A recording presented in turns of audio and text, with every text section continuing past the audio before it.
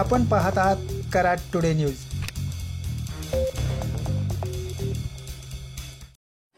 पुणे बेंगलोर राष्ट्रीय महामार्ग क्रमांक 48वर कराड नजीक कोयना नदीवर बांधण्यात येत असलेल्या 2 पदरी पुलाच्या कामाने आता गती घेतली आहे।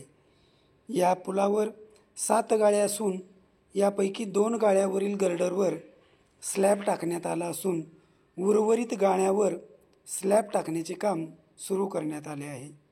याशिवाय या पुलास कराड बाजूकडे संरक्षक भिंतीचे काम झाले असून त्या ठिकाणी भराव टाकण्यासह रस्ता तयार करण्याचे कामही लवकरच सुरू होणार आहे।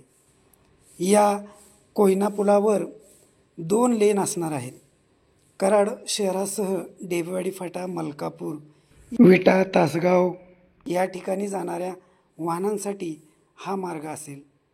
सध्या हॉटेल पंकज नजीक रस्ता करण्यात आला आहे। आपण या व्हिडिओच्या माध्यमातून पाहू शकता, सध्या कोयना नदीवर स्लॅब टाकण्यापूर्वी या ठिकाणी काम सुरू आहे।